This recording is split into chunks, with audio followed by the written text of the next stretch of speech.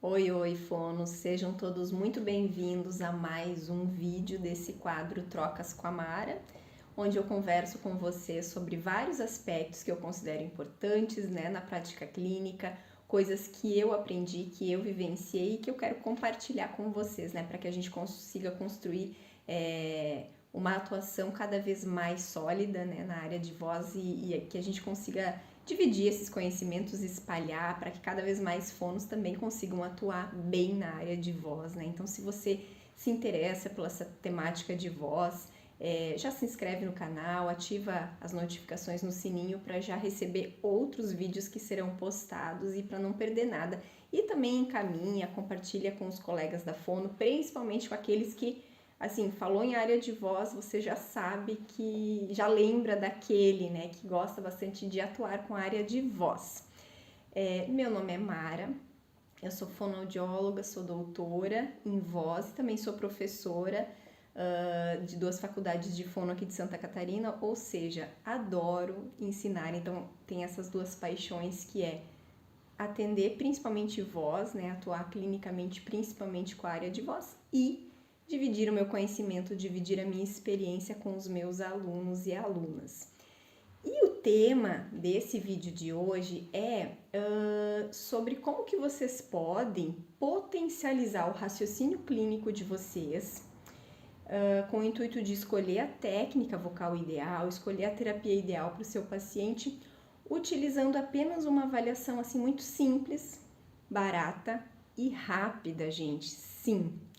Qual a avaliação que é essa? São os tempos máximos de fonação, tá? Que muitas pessoas acabam, eu vejo assim pela minha experiência com os alunos, com as dúvidas, até os alunos de cursos e conversas mesmo com fonos, em supervisões de caso que eu faço, que essa avaliação, ela é muitas vezes, eu vou usar o termo assim, desculpem se não é o termo exatamente correto, mas ela é muitas vezes negligenciada, ou seja, ela não é dada tanta importância para essa avaliação, tanto para coleta como para análise, como eu penso que deveria ser, Eu acho assim que os tempos máximos de fonação, eles trazem para nós uma riqueza de detalhes, só que a gente tem que saber procurar aquilo que a gente quer, E muita gente avalia apenas o que a gente se concentra e memoriza e anota, e enfim,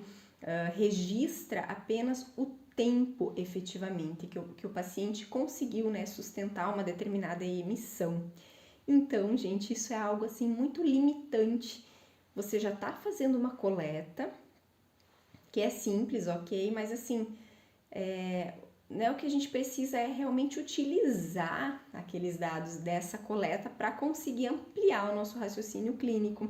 Então, eu vou falar com vocês sobre isso nesse vídeo, então, assiste esse vídeo até o final e depois comenta, coloca as dúvidas, já pode me dar ideias também para outros vídeos. Vamos lá então, primeiro eu vou começar contando um pouquinho para vocês assim sobre a minha história, minha vivência com os tempos máximos de fonação. Então, como a maioria de vocês, eu tive contato a primeira vez com este item de avaliação na graduação, obviamente, E eu lembro assim de uma situação do estágio, quando eu era aluna do estágio de voz, e eu atendi a minha primeira paciente. Era uma paciente que ela tinha uma laringectomia parcial, uma cordectomia, então ela tinha retirado, uma das cordas vocais, uma das pregas vocais cirurgicamente. Aí eu fiz a coleta da avaliação, sempre gostei muito de voz, Então sempre achava que eu sabia muito. E quando eu fui levar a minha avaliação para supervisão, a minha professora olhou assim: tá errado esse tempo máximo de fonação, tu coletou errado, Mara, tens que coletar de novo. E eu lembro que eu fiquei assim, primeira coisa que eu pensei é assim, tá, mas como é que ela sabe que eu coletei errado se ela não me viu coletando? Será que ela me viu coletando? O que eu coletei errado? Como que ela olhou, bateu o olho no meu papel e sabia que estava errado, Então, isso é porque, naquele momento eu não tinha experiência, mas ela já tinha muitos anos de experiência, já tinha um entendimento, E ela conseguia ver muito além daquele número. Então, no caso, era assim, Era uma paciente que tinha uma laringectomia parcial, ou seja, a gente já imagina assim que vai ter um escape aéreo muito importante, né? E com isso, o que se espera do tempo máximo de fonação? Se a gente tem um grande escape aéreo, a gente vai esperar um tempo máximo de fonação mais encurtado. Só que ela tinha, não me lembro agora exatamente, mas era assim, um tempo máximo de 14, 15 segundos, se não me engano, não lembro exatamente o valor. E aí, quando a minha professora viu, ela achou que não poderia estar correto, né? Que eu coletei errado de alguma maneira, porque a gente esperaria um tempo muito menor. E aí, claro, conversando, em supervisão, depois mostrei a voz da paciente e acontece que, na verdade, ela não tinha um escape de ar tão grande, porque em função da cicatriz que formou ali no lugar da prega vocal e a compressão que ela já fazia uma tensão compensatória. Na verdade, estava correto, sim, aquela coleta da maneira com que eu fiz, é porque ela não tinha, né, muito escape aéreo. Mas assim, gente, o fato é que naquele momento eu ainda não tinha essa dimensão como eu tenho hoje sobre assim, a gama de utilidades, a gama de... o tempo máximo de fonação, eu vejo ele quase como se fosse um bombril, sabe? 1001 utilidades. A gente usa ele para várias coisas. Hoje, eu mesmo, quando eu vejo os meus alunos, as minhas alunas nos estágios atendendo, eu vejo assim também nelas isso que acontecia para mim na época que eu estava na graduação, na época que eu fazia o estágio, que é realmente olhar apenas o tempo, então apenas a medida ali de segundos que resultou e olhar se aquilo ali está dentro ou está fora do padrão de normalidade. E isso eu acho assim que é bastante limitado, porque nem sempre, depois eu vou falar mais sobre isso, assim, nem sempre o tempo absoluto vai poder dizer assim absolutamente se aquilo ali está normal ou não. Às vezes a gente consegue interpretar realmente outros aspectos e eu vou dar alguns exemplos para vocês. Antes, eu também quero contar mais um pouquinho sobre a minha relação, vamos dizer assim, com a avaliação vocal. Que é outra coisa assim que eu vejo que a maioria dos fonos não é muito fã, né? Porque a gente que é fono, a gente gosta de fazer o exercício ideal, a gente gosta de ver o paciente evoluir, mudar a voz, né? Melhorar, essas coisas que a gente realmente gosta. Então, muitos fonos encaram a questão de fazer a avaliação apenas como uma obrigação, assim, nossa, tem que fazer, né? Tem que avaliar. E aí, às vezes, não se debruçam muito sobre a questão de realmente analisar os dados de avaliação, como do tempo máximo de fonação, e até mesmo às vezes coletam os aspectos ali, os parâmetros de forma resumida, né? Coletam apenas alguns aspectos. E eu, gente, por que eu acho que é por isso, né, que eu gosto tanto assim de avaliação, é que eu fui meio que forçada, vamos dizer assim, a fazer muitas avaliações logo no início quando me formei. Vou contar para vocês também sobre essa minha experiência. Logo que eu me formei, eu comecei a fazer mestrado e aí eu era bolsista e com isso eu tinha várias obrigações, né? Tinha que cumprir várias horas no laboratório. E naquele momento, até antes, já quando eu estava no último ano da graduação, eu também já era bolsista de iniciação científica, eu também tinha algumas horas para cumprir. E eu lembro que a professora de voz, na época, ela teve uma ideia que era de fazer a avaliação da voz de todos os alunos novos da fono. Então, sempre os calouros eram avaliados, né? Foi a ideia de serem avaliados para a gente fazer a análise da voz, para eles terem a experiência de serem avaliados e depois no futuro poder entender um pouquinho mais isso, né, esses resultados da avaliação. E aí eu e outra colega que fomos designadas para fazer isso. Então, no início, assim, eu achei muito legal. As primeiras avaliações, que legal. E eu fui vendo isso realmente como um ganho de experiência, né? Sempre no início de carreira a gente fica mais assim inseguro de fazer uma coleta. Será que eu tô fazendo certo? Será que é assim mesmo? Será que é assado? Não sei o quê. Então eu fui realmente aproveitando esses momentos para praticar. E aí depois tinha muita análise para fazer. E aí a gente fazia também um encontro no laboratório, onde a gente discutia esses dados de avaliação, e isso assim foi muito rico para mim mesmo, porque a gente discutia em conjunto os dados de avaliação, nunca assim separado, né, analisando somente a voz ou somente o tempo máximo de fonação. Então isso acrescentou bastante para mim nessa questão de aprendizado, tá? E aí, gente, eu fiz isso por bastante tempo. O último ano da graduação, os 2 anos de mestrado, eu não lembro bem até quando, acho que até no início do doutorado eu ainda participava dessas avaliações, ou seja, fiz muita avaliação, né? Então, assim, cheguei a cansar quase de fazer avaliações, mas o que fica é realmente muito aprendizado. Então, eu sou uma pessoa, assim, que eu às vezes até fico meio chata, né? Falando tanto da importância da avaliação, porque eu acho que só assim realmente a gente consegue, né? Chegar muito mais rápido ao exercício ideal. Mas enfim, vamos lá, vamos falar então dos tempos máximos de fonação. Gente, olha só, tempos máximos de fonação, todo mundo que é fono, acho que é a primeira coisa que vocês aprendem lá quando vão falar de avaliação de voz é tempos máximos de fonação. Inclusive, eu já vi muitos fonos que não coletam todos os dados, mas o tempo máximo de fonação está sempre presente, né? Tem gente que resume os dados da avaliação, mas o tempo está sempre ali. Então, o que a gente tem aí? A gente tem, claro, uma variação, né, discreta aí entre os parâmetros de normalidade, entre os autores e tal, mas de uma forma geral, a gente sabe que o tempo máximo de fonação ele precisa ser acima de 14 segundos. E aí tem lá, né, alguns que falam, por exemplo, assim, mulher de 15 a 25, homem de 25 a 35. Eu gosto desse padrão de normalidade porque é fácil da gente lembrar, da gente decorar, assim, né, essa numeração. Mas ele não pode ser assim tão absoluto. Por exemplo, eu tenho uma mulher, né, que tem um tempo máximo de 13,5 segundos. Ai, meu Deus, tá baixo. Tá anormal. Mas aí a gente tem que olhar tudo, né, gente? Temos que ver que mulher é essa? Ela tem que tamanho? Ela é o tamanho da Ivete Sangalo ou ela é o tamanho da Sandy? Por que isso importa? Por causa do tamanho do pulmão, né? Então, quanto menor é a pessoa, ela vai ter um pulmão menor também. Então, eu não preciso necessariamente esperar que aquela mulher, que é baixinha, sei lá, que ela vai ter um tempo máximo de 25 segundos.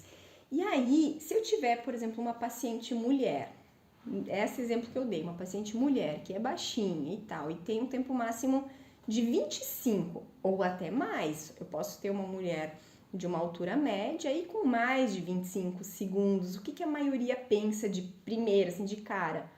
Nossa, tá melhor do que o normal, tá muito bom, né? Tá acima da normalidade, então é muito bom. E aí, gente, será que é? Não é bom isso, não é bom se ele tá acima da normalidade. Porque se ele tá acima da normalidade, muito provavelmente, isso significa, claro que a gente tem que associar com os outros dados de avaliação também, mas muito provavelmente isso significa que ela tá o quê? Hipertensionando a musculatura laríngea durante a fonação. Então, se ela está fazendo um tempo máximo longo, não necessariamente isso significa que ela está conseguindo fazer um bom uso da musculatura respiratória. Ela pode estar prolongando o tempo máximo de fonação à custa da pobre da compressão aqui da laringe, né, das pregas vocais. Então, a gente tem que analisar isso muito bem, por isso que a gente já vai vendo o tempo máximo de fonação, ele nos dá também dados em relação à coordenação respiratória, essa eficiência do uso, e aí a gente vai correlacionar também com o tipo respiratório, né, gente? Então, assim, se a pessoa tem um tempo máximo, que até pode ser um tempo dentro do normal, ou ali na margem superior, lá quase acima do normal, e a pessoa tem um tipo respiratório misto, será que é possível que ela esteja tendo uma adequada coordenação pneumofonoarticulatória? Então, isso a gente tem que cuidar, porque às vezes, assim, os alunos também olham muitas vezes isso. Falam assim, tá adequada a coordenação pneumofonoarticulatória, marcam lá adequada e falam assim, mas como que vai estar adequada se esse paciente tem uma respiração mista? Então, para a gente conseguir fazer uma comparação adequada entre antes e depois da terapia, a gente precisa ter um padrão de coleta, certo? Então, assim, se você vai coletar com o paciente em pé, vai ter que ser em pé também. Se você vai coletar com o paciente, enfim, em alguma padronização que você for fazer, tem que fazer na reavaliação também. A gente pode utilizar o tempo máximo de fonação também, gente. Num outro vídeo eu até falei sobre isso. Antes e após as técnicas vocais, para analisar, fazer análise perceptiva auditiva ali na hora. E assim, tudo bem, se você não conseguir fazer isso, não tem problema. Grava, analisa em casa, analisa várias vezes. É só com a prática que a gente vai se aperfeiçoando e depois você vai conseguir fazer também na hora, mas não deixa de gravar, tá? A gente não pode ter um excesso de confiança na gente mesmo e achar que a gente vai conseguir muito bem fazer essa análise, e deixar de gravar, porque às vezes a gente vai estar pecando daí. Se eu vou fazer, por exemplo, o tempo máximo de fonação antes e depois do exercício, já passou um tempinho e a minha memória auditiva pode não ser perfeita, Então, se eu conseguir ter uma gravação, isso vai ser muito bom. Inclusive, vai ser bom para o paciente, para ele também ter o feedback auditivo daquilo ali que ele tá. Pode ser que não perceba nada, pode ser que a mudança foi pequenininha e a percepção auditiva dele ainda não seja muito boa, mas talvez ele vai começar a aprender a fazer essa análise também. E ainda falando da questão de análise perceptiva auditiva, esse é um aspecto bem legal para a gente levar em consideração o tempo máximo de fonação. Então, quando eu vou fazer a avaliação, eu sempre digo para vocês assim que a gente precisa ter uma fala espontânea para poder fazer a avaliação perceptiva auditiva, tá? Não é legal fazer a avaliação com base em leitura, mas é legal analisar o tempo máximo de fonação também, gente, tá? Por quê? Porque a gente precisa acender uma luzinha vermelha, assim, quando a qualidade vocal está diferente no tempo máximo e na fala espontânea. Às vezes pode ser erro de coleta, tá? Então precisamos coletar direitinho para excluir esse fator, para excluir o fato assim, de que não é erro de coleta, de que a diferença em relação à qualidade da voz não é com relação a erro de coleta. Porque às vezes acontece, gente, que o paciente não entendeu bem como é que faz, às vezes ele não entendeu também que tem que fazer o tempo máximo até o final, até, digamos, até o máximo que ele conseguir. Às vezes ele entendeu que é para só fazer um A imitando aquele que você fez, que foi assim, A, deu, Às vezes ele vai fazer um tempo máximo de fonação meio cantado, se ele é um cantor, tá? Então, até fazendo a conexão do que eu falei antes, se ele, por exemplo, for um cantor, pode ser sim que ele tenha, por exemplo, o tempo máximo de fonação aumentado e que ele esteja fazendo um bom uso da musculatura respiratória, tá? Então, nem sempre, gente, quando ele tem um tempo máximo de fonação aumentado, vai ser ruim. Vocês entendem? A gente tem que mesmo fazer essa conexão, conectar esse dado que a gente está olhando junto com os outros aspectos de avaliação que a gente está vendo, tá? Então, ok, coletei, o paciente fez, corretamente, eu fiquei cuidando ali na hora para o paciente fazer o tempo máximo de fonação, assim, falado, então ele não fez cantado, não fez não fez soproso, às vezes eles falam assim e fazem ou, tentam economizar o ar, já que é para fazer comprido, então faz ou enfim, às vezes eles fazem diferente na fala habitual. Então eu gosto de falar assim, vamos falar esse A falado, não é para ser cantado, Então, como se fosse falar água, só que vai alongar o A. Então, mesmo A falado. Ok. Ele fez esse mesmo A falado e a gente vai analisar. Porque assim, tem algumas características perceptivo-auditivas que a gente consegue perceber melhor na vogal. Por exemplo, o tremor. O tremor a gente consegue perceber muito melhor na vogal, tá? O tremor na fala, às vezes ele pode ser um pouco mascarado, se o paciente apertar a articulação, a gente não consegue perceber tão bem esse tremor na fala. Agora, na vogal, quando tem alguma questão neurológica, enfim, pode ter, né, algum tremor essencial, alguma, né, patologia associada, ele vai fazer, por exemplo, o A e vai ficar né, vai ficar aquela oscilação de frequência rítmica. E aí a gente vai ter que também cuidar a nossa interpretação para diferenciar essa oscilação de frequência de instabilidade. Isso é outra dúvida que muitas pessoas têm, tá? O que é? Como que eu diferencio o tremor da instabilidade? O tremor, ele é, como que eu vou falar? Ele é rítmico e constante. Ele vai tendo a mesma variação de frequência ao longo da emissão. A instabilidade não. A instabilidade, muitas vezes, ela pode ser pela falta de controle muscular, tanto respiratório como laríngeo. O paciente nunca fez aquilo ali no dia a dia dele, então ele não consegue fazer aquilo muito bem. Então vai ser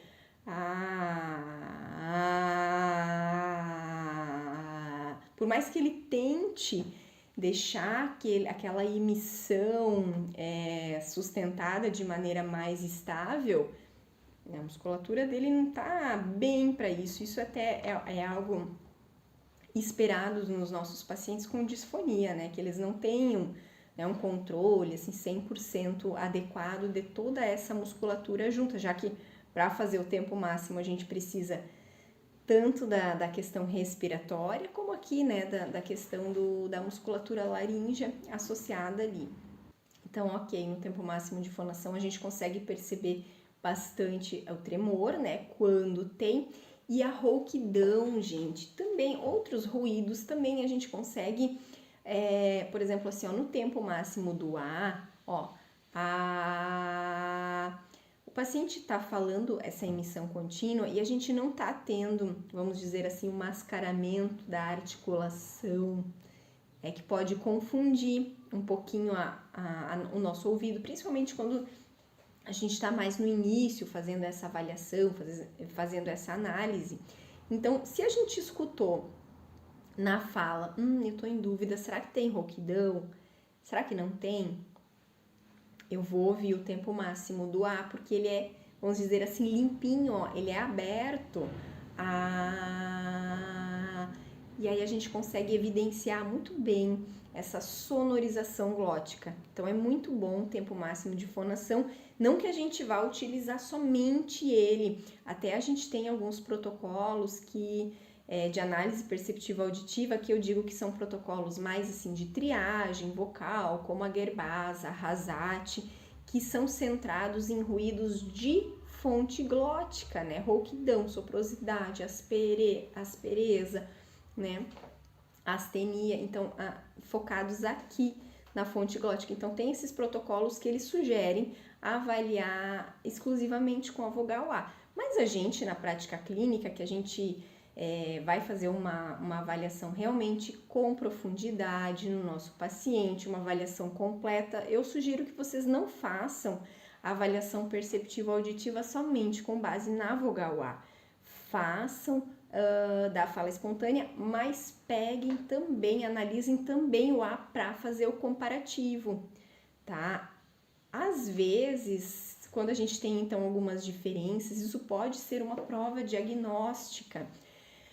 Por exemplo, para alguns casos de distonia, a gente vai ter diferença, né, de várias questões em relação ao tempo máximo de fonação e a fala espontânea, né? Eu posso ter piora tanto no tempo máximo de fonação ou piora na fala espontânea, e aí isso vai ser uma prova diagnóstica, tá?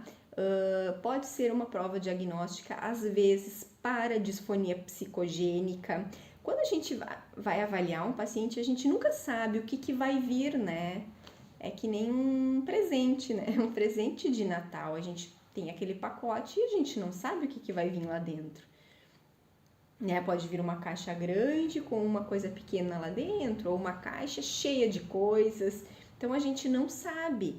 Por isso, gente, gravem, tá? Gravem, por favor, gravem os tempos máximos de fonação. Porque às vezes eu, por exemplo, faço supervisão de caso e aí vem lá o fono. O tempo máximo de fonação foi X segundos. Você tem a gravação? Não gravei.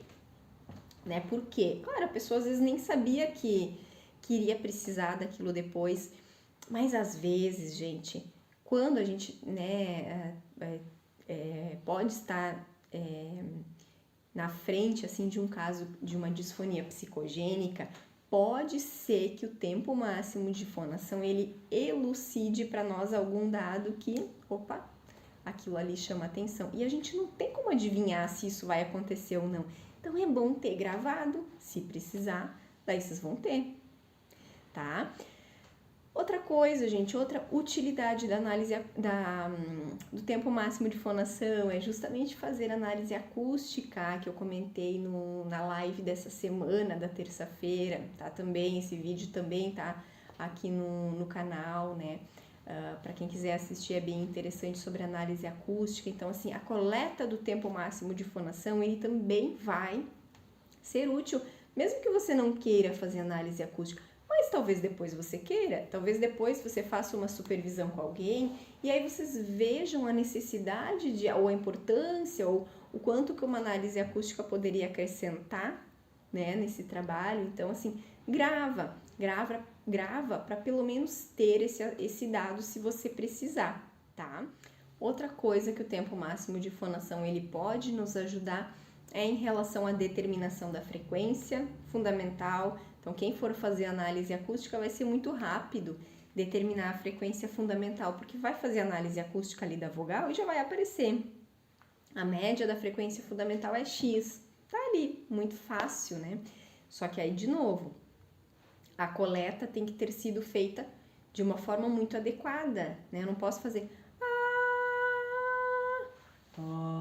Eu tenho que fazer, né? Eu tenho que pedir para o paciente, eu tenho que explicar para o paciente para que ele consiga entender que ele tem que fazer o A falado. E aí assim a gente consegue já ter acesso também à frequência fundamental. Outra coisa, gente, quando a gente fala em tempos máximos de fonação, a gente vai ter vários, né? A gente não vai ter só o A, a gente tem outros sons que a gente pede para o paciente também fazer, né? Outras vogais, inclusive também a contagem de números, né? Então o paciente vai respirar 1, 2, 3, 4, a contagem de números. E aí isso também tem que ser pensado, como que eu vou usar isso, né? Então até eu vejo alguns alunos, às vezes, que anotam errado, em vez de anotar o tempo, ó, o nome do negócio é tempo máximo de fonação. Então, na contagem de números, em vez deles anotarem o tempo, eles anotam até que número que a pessoa contou. E o número não me diz absolutamente nada, a não ser sobre a velocidade de fala do paciente, talvez, né? Se ele vai contar numa expiração até 53, né? Porque ele fala muito rápido. Mas não é o caso, né? A gente quer saber o tempo, por quê? Porque daí a gente vai comparar o tempo, por exemplo, da contagem de números com o tempo da emissão da vogal. Se o tempo da contagem de números for muito maior, geralmente mais de 3 segundos maior do que o tempo da vogal, aí a gente tem o que? A gente tem uma hipercontração laríngea também durante a fala. Então, às vezes, a vogal nem é tão apertada, mas na fala ele acaba apertando mais. E que isso reflete muito, assim, do uso da voz na fala, porque o paciente muitas vezes faz isso, né? No tempo máximo, até o fono fica ali controlando para ele não usar o ar de reserva. Mas na fala, às vezes, isso já é tão automático para ele usar né? Até o ar de reserva, que ele nem se dá conta, né? Que ele vai fazendo isso. Então, isso também é um dado bem importante pra gente, tá? Outra questão dos tempos máximos ali, que a gente até pode falar com mais profundidade num outro vídeo, mas a questão das relações que a gente tem, a relação Sazan, relação éafono e sonoro. Então, qual que é o principal objetivo, digamos assim, dessas relações, muito mais do que decorar, né? Às vezes a gente decora, resultado acima significa tal coisa, resultado abaixo significa tal coisa, e de novo, às vezes não é tão matemático assim. A gente tem que entender daquele processo para poder entender, né, o que está acontecendo. Então, por exemplo, assim, ó, o pressuposto ali dessa relação entre o Sazan, né, relação desse surdo e sonoro, é como que o paciente vai controlar, porque o S é um fonema surdo, então ele não vai ter bloqueio aqui das pregas vocais. Então, Aí ele vai ter só a descontração aqui da musculatura respiratória sem o bloqueio aqui. Então, se é aquele paciente que faz uma hipercontração na fala, apertando aqui e não tem controle laríngeo, né, controle respiratório, desculpa, ele, nesse fonema surdo, a tendência é que ele fique mais curto, tá? A tendência é que ele fique mais curto do que o Z. Só que na prática, nem sempre isso é também assim, porque acaba que o S e o Z, ele acaba segurando um pouquinho o fluxo também aqui na articulação. Então, a gente consegue, mesmo não tendo tão bem o controle né, respiratório, a gente acaba segurando um pouquinho o fluxo aqui em função da articulação fechada, tá? Mas é basicamente essa interpretação assim que a gente faz. Então, quando o paciente vai fazer um fonema sonoro, Z, por exemplo, daí sim, daí ele vai estar utilizando os 3 níveis e vai ter que estar coordenando esses 3 níveis, né? Então, nível respiratório, nível fonatório e aí, né, a questão da ressonância, articulação também. Então, se você gostou desse vídeo, gostou desse conteúdo, se esse conteúdo te ajudou, já curte aqui esse vídeo, encaminha para os colegas também e me conta, né? Me conta todas as suas dúvidas que você tem na prática clínica. Isso vai me ajudar bastante a ter ideias para outros conteúdos, outros vídeos, porque eu quero trazer cada vez mais conteúdos que te ajudem na prática clínica e te ajudem cada vez mais a conseguir encontrar mais rapidamente o exercício ideal para o seu paciente, que também isso vai te trazer muitos benefícios, né, na prática clínica. Então, gente, para começar, a partir de amanhã, eu quero ver todo mundo gravando o tempo máximo de fonação dos seus pacientes, tá? Não vale só pegar o tempo, quero ver a gravação também, tá bom, gente? Até o próximo vídeo. Tchau, tchau!